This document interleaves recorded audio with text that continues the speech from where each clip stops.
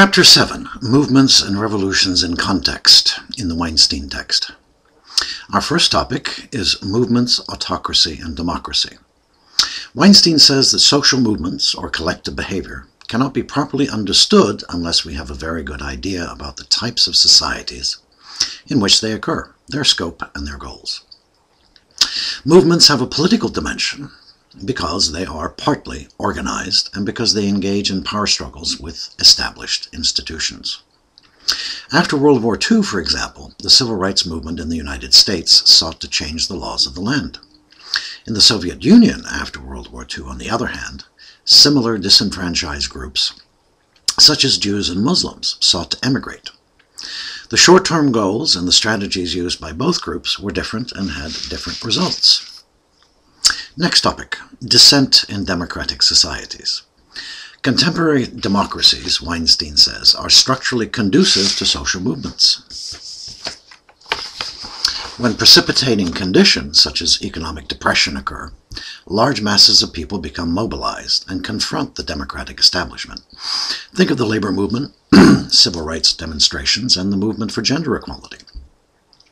While not welcomed, as it upsets the status quo and those in power, protest, that is, dissidence in itself, cannot be construed as wrong or treasonous, and can only be limited or controlled through legal means. Protesters are, after all, citizens. This, at least, is the theory of democracy. The historical record, as mentioned in Chapter 6, indicates that democratically elected governments want to hold on to power as much as any other type of government, and frequently apply social controls based on a perceived potential for violence. A recent example in this country, or our history, is the USA Patriot Act. It increased the amount of control the Department of Homeland Security has in terms of controlling both movement and information. The result has been a reduction in freedom of speech, freedom of assembly, and the right of due process. In any democracy, participation by the populace to protect their own collective interest has to occur. Otherwise, their interests will be minimized by monopoly, oligopoly, or the wealthy in general. The current Occupy Wall Street movement is at heart a protest against plutocracy, government by the wealthy. For democracy to work, you have to have a democratic society, not just a democratic government. Next topic, movement in autocracies and democracies. The study of movements, and especially their connection with democratic participation, is more than merely academic. It is also an important aspect of citizenship training. We currently have the highest poverty rate in our history, so we're going to talk about relative deprivation just a little bit more. Those members of society who feel most frustrated with and disgruntled by social and economic conditions are not necessarily the worst off in an objective sense. Social scientists have long recognized that what is most important is how people perceive their situation. The term relative deprivation refers to the conscious feeling of a negative discrepancy between legitimate expectations and present actualities. In other words, things aren't as good as one hoped they would be. Such a state may be characterized by scarcity rather than a complete lack of necessities.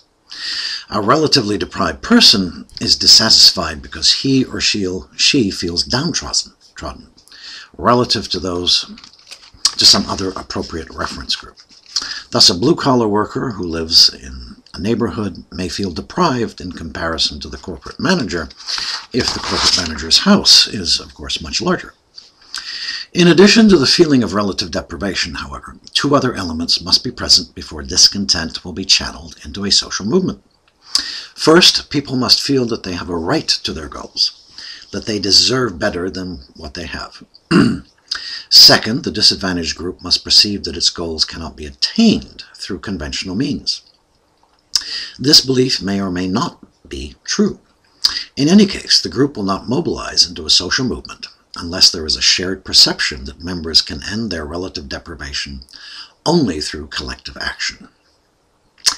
Next topic, an inventory of some major movements, past and present. First, Weinstein talks about permanent movements. They are those that revolve around unresolved social problems from the past. They are enduring and speak very general and deep-seated. They are enduring and speak to very general and deep-seated contradictions.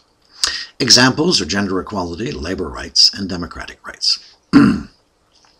Gender equality is the oldest form of social inequality, beginning with women being perceived, like slaves, as the property of the father or husband. Inequality between the sexes always favors men. It wasn't until the mid-1800s that women advanced the cause of gender equality, the right to vote and plan families. By the early 1900s, women were, in principle, entitled to the same rights and protections as men. These trends were reinforced during the Great Depression and during World War II. It wasn't until the 1960s, however, that the perception of women being as free as men took hold, in part due to civil rights. Resistance to gender equality still exists, however, worldwide. Next, we have the labor rights movement. It incorporates the ideals of freedom and equality dating back to the 1800s and the Industrial Revolution, when workers filled the cities of Europe and North America. In this country, the labor movement had used interest group politics, urban machines, and lobbying power, working essentially within the system. Their goal was reform, not revolution.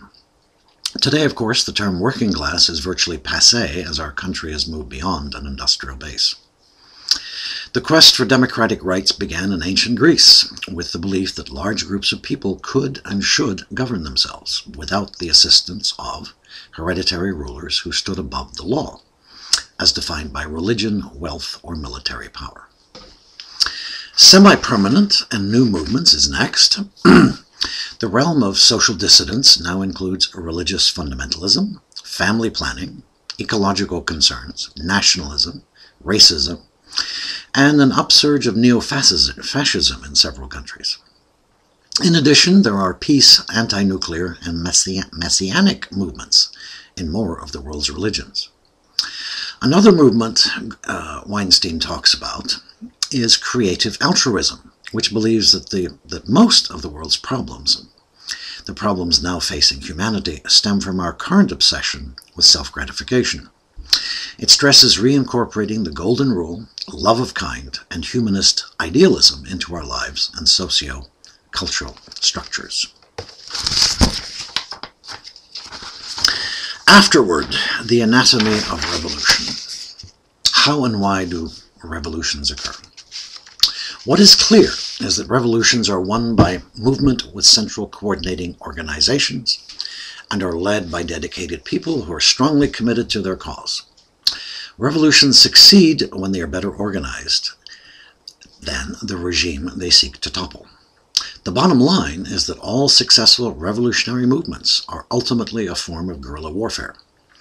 This stands in contrast to most social movements which are not trying to seize power. And that leads us to the online video recorded this year at TED Global in Edinburgh, Scotland by Masayed Nabi on how to fight extremism. Enjoy.